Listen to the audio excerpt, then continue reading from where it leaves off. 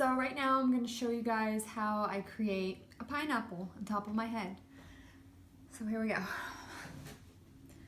Usually this hairstyle is done for when you really don't want to deal with your hair.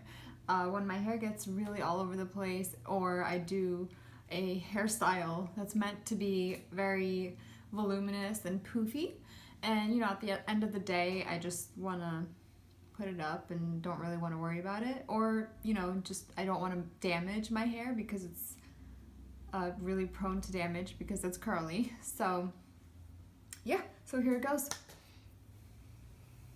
Pretty much this is all I do. I grab something like this, like a scrunchie. It's like not too loose, and then maybe leave this right here. Nah.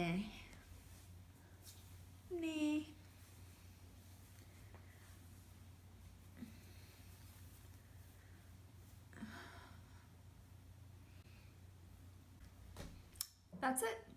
There you have it. And thank you so much for watching, and make sure to subscribe and like this video. Thank you so much. Have a good day. Bye-bye.